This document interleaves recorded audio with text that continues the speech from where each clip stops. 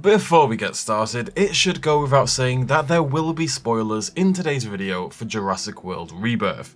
If you want to go into the film with no information, then why did you click on this video, you silly Billy? We've actually got quite a few images now for Jurassic World Rebirth. We've got this one, we've got this one, we got this one before, and we got this one and this one and this one and this one and this one and this one and this one. You know what the common thread between these images is, other than their apparent love for that scene in the long grass we've seen 500 different ways already?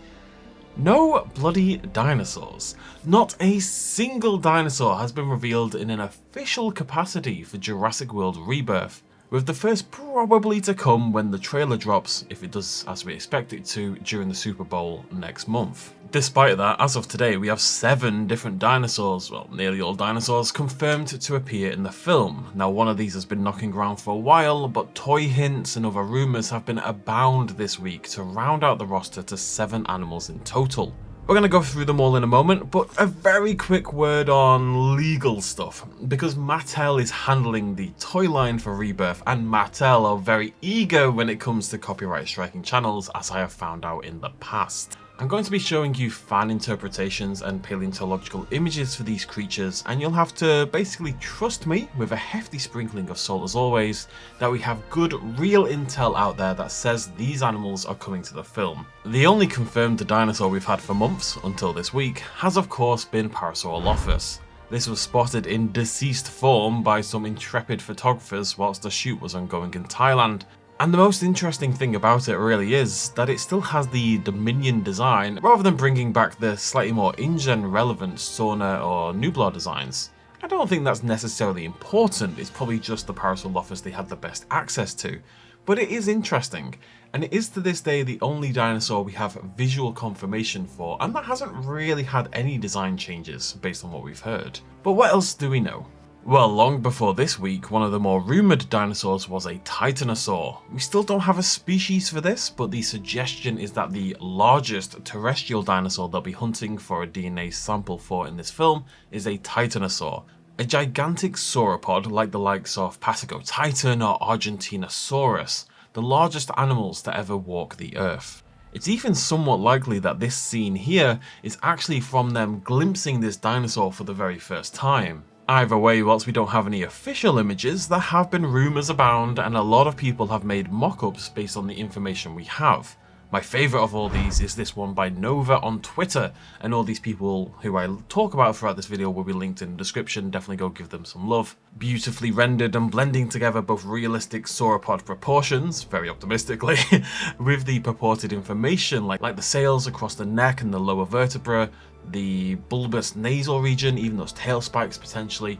It's a tiny bit out there, but I think it straddles the line between the Jurassic World and the real world really nicely. A lot of the other animals in this video are going to be returning species, albeit with a new twist, but perhaps the least expected new arrival so far is this one, Aquilops. Now, Aquilops is a small ceratopsian from the early Cretaceous of North America, and was actually first spotted quite a while ago on some merchandise stickers for the film, but has been further confirmed since.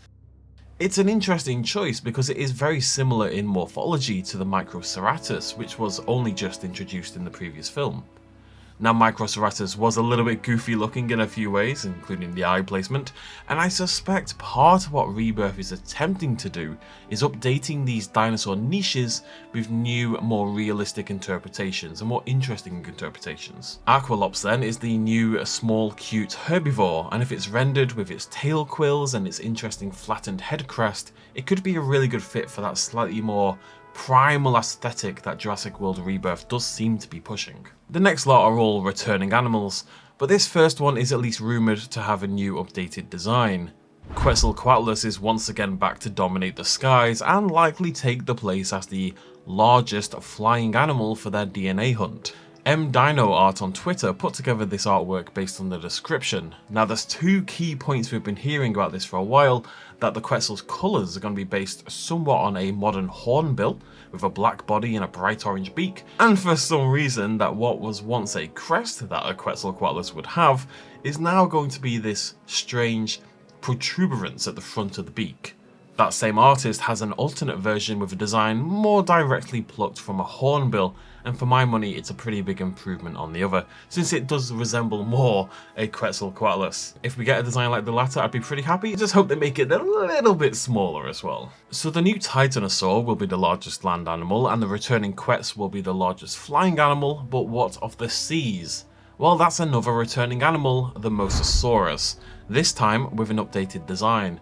We're going to stick with Manu Paleo art, i.e. M-Dino art, for these next few designs. As noted, the main difference for the Mosasaurus is the reduction in those crocodilian features. There's less scoots, there's less bump. It's got a greener colour and squarer fins. This is another animal that's had very inconsistent sizing across the previous movies, so another slight and consistent size reduction and this less crocodilian version, and I'll be a pretty happy camper. One of the worst kept secrets of Rebirth is that the Spinosaurus is finally due to return to the franchise after its long hiatus since the third movie. But baby, this isn't your Jurassic Park 3 Spinosaurus.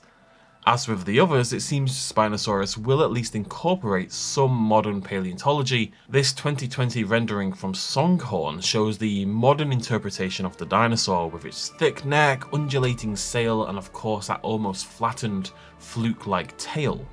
The suggestion for Rebirth is that Spinosaurus will be keeping these features, but ramping back up that crocodilian aspect a little bit further.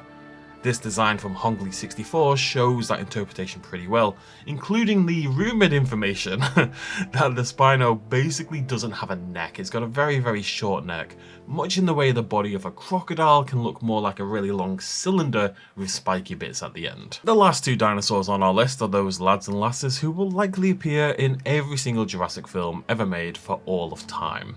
Tyrannosaurus Rex is of course returning. A new Rex though, I suspect we may have seen the last of Rexy, and one with a design that hasn't really changed compared to the original trilogy. Rexy was beginning to look a little bit sickly and shrink-wrapped in the Jurassic World trilogy. She's getting old, you know, she's getting on a bit. But the new version of the Rex, seen here again in this beautiful work by Manu Paleo art, is thickened back up and chunky and with a brown patterned design. It's a little bit more reminiscent of the Rexes from the Lost World. Not shaking the boat much on this one, but it would make for a really interesting contrast if we did get Rex vs Spino round 2 Electric Boogaloo. And finally, of course, the Velociraptor. I think our confirmation of this one isn't quite as strong as the other 6, but it does have upcoming toy lines and a rumoured design, and let's face it, it's Velociraptor, it's in the film. The only real suggestion we have for Rebirth's Velociraptor though is that it will somewhat ape the design of the Jurassic Park 3 Isla Sorna Velociraptors, much to the happiness, I'm sure, of many of us. That artist again, Manu Paleo art, came up with this interpretation, twisting the existing design in a handful of small ways to freshen it up, but keeping the main same features we know and love. It could, for all we know though, of course, look basically identical to the Jurassic Park 3 versions. I'd be okay with that, I really would. Either way, when you sit down to see Rebirth in 6 months' time, you should expect to see these 7 prehistoric species on your screen. And more, of course, I'm sure there's lots more to come. Now, there is at least one more animal, all but confirmed, coming to the film, but it's something altogether different, and we'll probably talk about that more very soon. Either way, what do you think about these inclusions and their purported designs? My only qualm so far is the sheer number of returning species. It feels a little bit too high, and I'd love to see Mosa and Quetz in particular swapped out for something else. But with fresh new designs, they'll probably feel pretty unique regardless.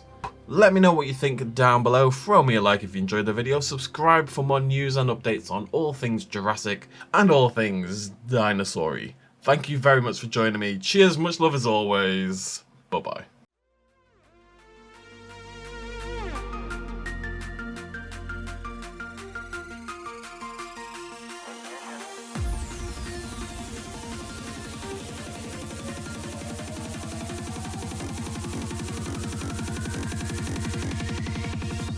Road.